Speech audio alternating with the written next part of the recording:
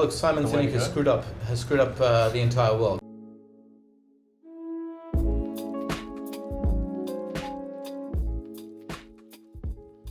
Hi, welcome to Coffee with Confio. I'm William Freitas, and today's theme is growing your business with video. Today we've got Gary Freitas on the show, and Gary is the director of LumaPixel Creative Production Studio. And he's been in the production industry for over 20 years. He's shot videos all around the world, and he's actually just got back from Africa shooting a project for St. Remio, I believe it was, and we're actually just enjoying their coffee beans today. So Gary, welcome on the show. Well, thanks so much. Thanks for having me on. It's great to have you here. And we'll start with, tell us a little bit about your business and what it is that you do. Yeah, so I've been running businesses for about 14 years or so in a production capacity. We rebranded probably about 5 or 6 years ago. But essentially what we do is we produce kind of TV commercials, cinema commercials, brand films, anything that I guess tells a client story around their brand, their product, their service, but really trying to get to the nitty gritty of what kind of underlies their brand as opposed to kind of surface stuff. And more from a branding perspective, why is video so important from a branding and overall marketing strategy perspective? Yeah, I mean, it's funny because video is kind of ubiquitous, right? It's everywhere. You've got 4K video on your phone. Every man and his dog is putting something up on YouTube or on their own private websites or whatever it is. But I think more than ever, actually, good quality video, whether that be produced internally, kind of a DIY job, or whether it be with a professional production company. Yeah. I think that's kind of more important than ever, in particular because you're kind of dealing with the trash can of the universe. As a brand, it's kind of proven in the United States in particular that corporate companies that have more video content, people think of their reputation and their brand as more trustworthy, they're more likely to buy from them, and they also have more of a personal connection to the organics around that brand in terms of who they are, what they stand for, and why they do what they do. It's interesting because I'd heard recently that 80% of the content online soon is going to be video. Yep. What are you seeing in terms of the video content being released at the moment? Because you mentioned there's a whole lot of content being put out there, but then it's distinguishing yourself by putting out good quality content. Yep. What are you seeing at the moment? Usually what happens is you kind of end up with like a lo-fi, hi-fi scenario, right? So you've got basically the lo-fi stuff is I'm creating it myself. It's in a dark basement. My audio's not that great. Basic. Correct. It's basic, right? Not like this. This is very high end. But it's lo-fi and it's made for a certain audience, and it might be something as simple as kind of guerrilla marketing. And then you've got your kind of hi-fi. In the middle there is a whole bunch of stuff for sure, but then the hi-fi is I'm taking the time to create great content that is a reflection specifically of my brand. Nobody creates lo-fi content because it reflects their brand. They're creating lo-fi content because it's low point of entry, it's a low cost, and they're trying to build an audience. They may even be trying to build a guerrilla audience. Whereas on hi-fi, it should be a reflection of your brand, and therefore hiring a production company or even doing it yourself, but not you're not coming out of the standard that you want, is a direct reflection on how people should see your business. If the video is polished, well, you're a polished business. Yeah. If it's articulate, then you're an articulate business. If the video lacks direction, lacks focus, the messaging is all over the place, then people are going to see that, and it's going to reflect on your brand as well. And why do you think video is so important for business growth? How do you think it aids, especially small business, who don't necessarily have the budget always to use a high-end video producer, and they might start from home, but they might also get stuck in between, oh damn, if I'm going to put it out there, it's going to impact my brand, I'm going to make sure it's good quality video, and that really hinders themselves as well, putting it forward. Yep. What are your thoughts there? Okay, I mean, we're, in my business, in my team, we're kind of image makers and kind of place takers, and we create stories and tell stories, and that should be at the core of whatever you're doing with video, whether it be in your own brand or for somebody else, whatever it may be. But I think at the core of what makes video powerful is that you are providing relevant messaging to an audience who is engaged by the content, and you are trying to qualify them in some way. You can kind of do a scattergun approach and produce content for everybody, but that's never going to work. Just like in business, you pretty much have to pick a niche or a particular specialized area. The same thing with video. One trend we're seeing at the moment in particular, we've been doing some testing actually just this last week around static image advertising and video image advertising. Now, funnily enough, we did a static image ad, and we had 90 people click the link, 38 people engaged the link, they started a conversation, and then of those 38, only 5 people were interested in the product. Now, we then literally spent $50 that's all, $50 on Facebook, just a bit of advertising kind of testing. And then we basically did a video version of that, and we only got 6 people that engaged with the content, but 5 conversations around the product. Using the same budget, same $50 same budget, same $50 budget, same period of time Facebook. that was up online, on Facebook, same time of day launch, everything else was identical. It was really a kind of controlled advertising experiment to see how that would perform. So, and what you'd suggest then is not that video performs better or any worse than stills, because those 5 people that go into conversation, my apologies, the 38 that looked at the still images and then engaged in conversations, the 5 or 6 people that ended up looking at a sale were people that asked for video. We asked them, would you like a video about this? And they said yes. Right. And funnily enough, those 5 or 6, well, not the same 5 or 6 people, but the 5 or 6 people that actually came back to us and around the video ad were immediately ready to look at a conversation around buying. And for any kind of business, whether you're being small or big, that's a big thing to understand. And really the difference there is not that stills are better than video, is that video qualifies people better. Right. Because you're creating a connection, or they're more invested in the product. A still could give you just as good a result, really, but it may take a longer period of time. You may have to sort through 33 other people that aren't the right candidates, whereas video is going to distill that audience very quickly. And that's, I think, where the value is. And look, the thing is, especially with the rise of Instagram, I've found that stills are so much easier to put out there, and there's less preparation on content to think about, because it's not a 15-minute video where you have to perform for 15 minutes. It's you spend as long as you want taking that one perfectly curated shot, which still can be quite limiting for small businesses going, well, what brand do we put out there?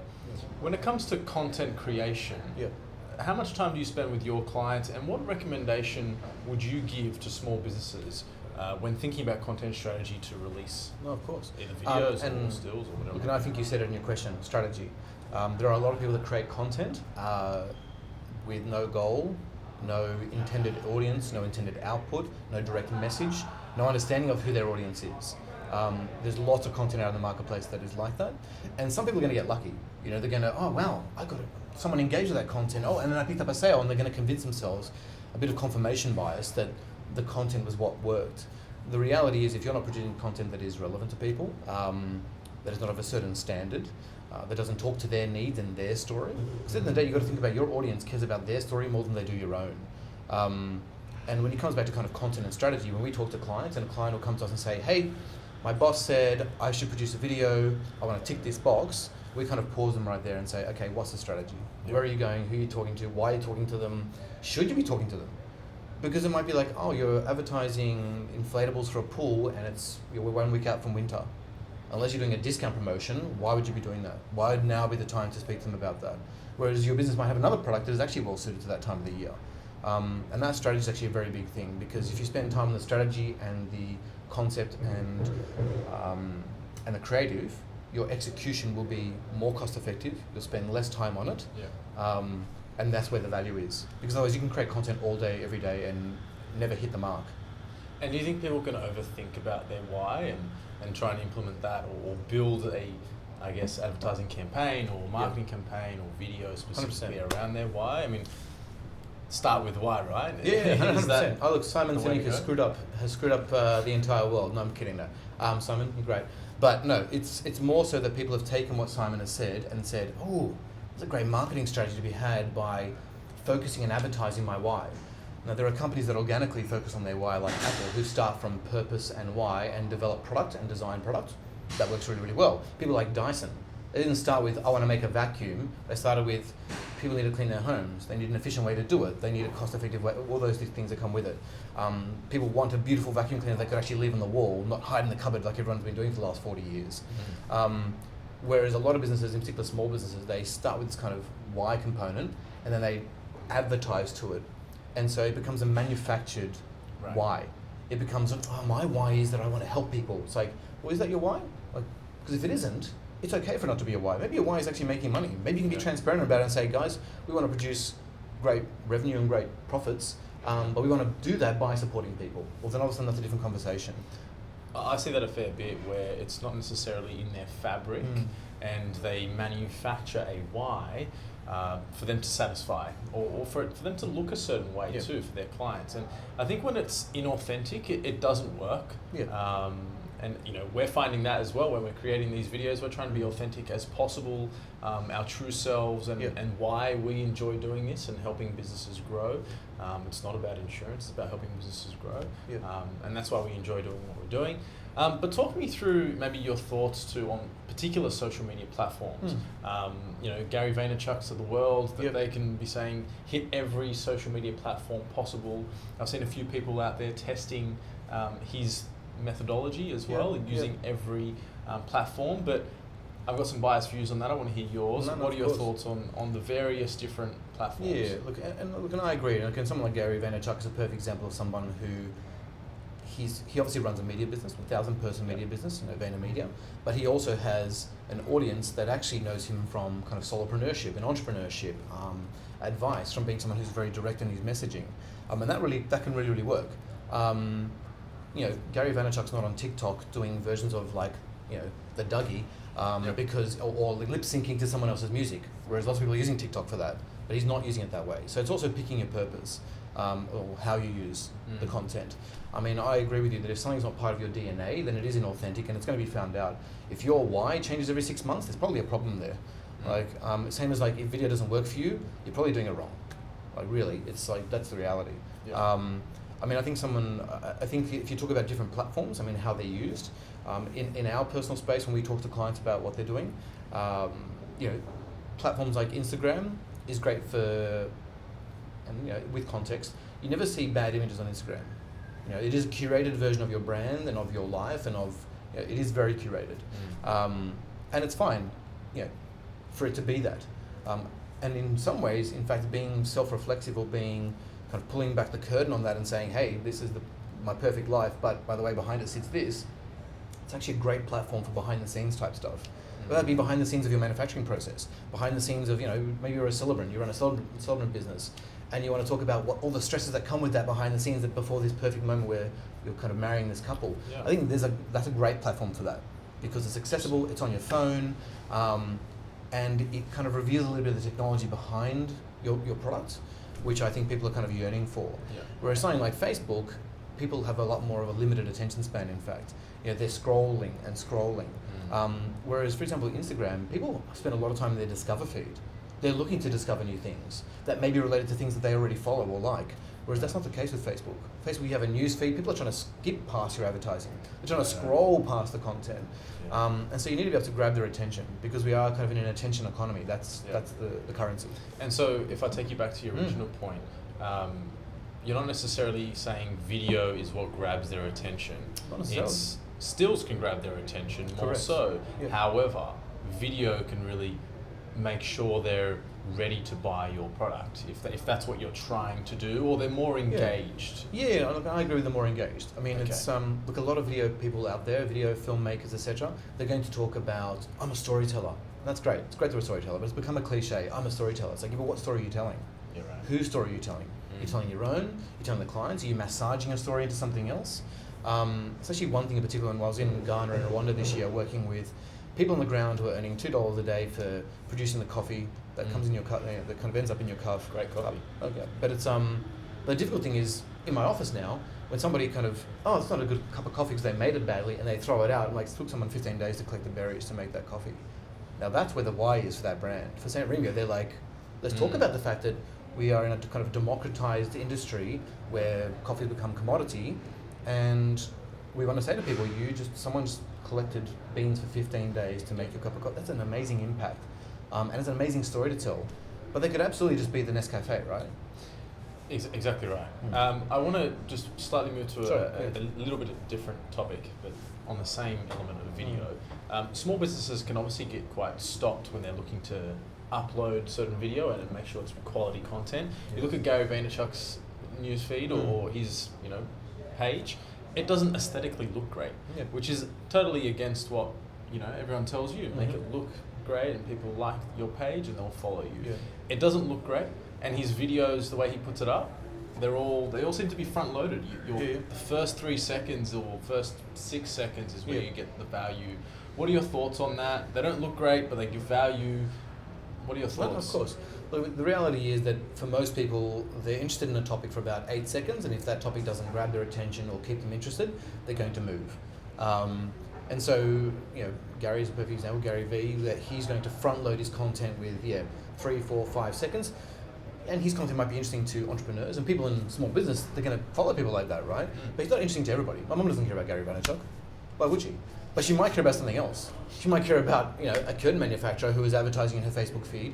And so the same thing applies. If they can front load that with an offer or something they don't know about or a revolutionary product or an innovation that they're making, then you're going to hold people's attention. Now, you might only hold them for 30 seconds.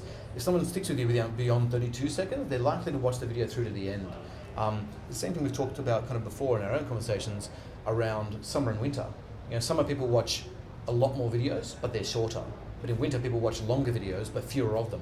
Because why? Because it's winter and you're curled up in blankets and you're at home, you're in your office, it's cold, you don't want to go outside, and so you'll watch a longer piece of content because you feel like you have the time to give it. Whereas in summer, it's like, I'm moving, I want to be at the beach, I want to be here, I've got a great lunch to catch up with a friend on.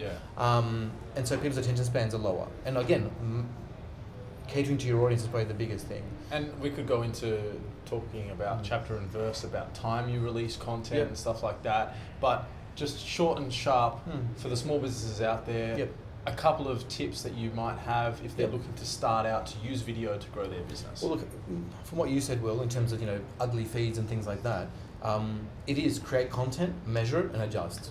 That's it. So you can kind of have paralysis by analysis. This idea that if I don't get it perfect, if it doesn't look the right way, if I'm not wearing the right thing, what if my hair's not good? What if I change my hairstyle next week? All those things can absolutely be a factor, but they take away from the authenticity of what you're producing. And you're better off putting something out there that isn't polished, but that is genuine and says, hey, I'm Bob, I run a moving company, we're really good at what we do. We protect all your stuff and we make sure it gets from point A to point B. Now, Bob is not going to win any Oscars, but people are going to I like Bob. Bob told me how it is. Bob told me what's good about his business. He also told me what his barriers are. He's not good at public speaking or he's not polished. Now, Bob may get more polished, right? Be like Bob. Bob may get more polished eventually, but that's because he's going to measure his results. There are a lot of companies out there promising to get you on the first page of Google or, pay this amount and I'm going to manage your social media. People are paying 2, 3, up to $7,000. I mean, I know one client in particular that is spending $7,000 a month on paid advertising. Now, for him, 2 clients means he gets that money back. But that's not every industry. It does make a big difference about where you're putting it when you're putting it out there.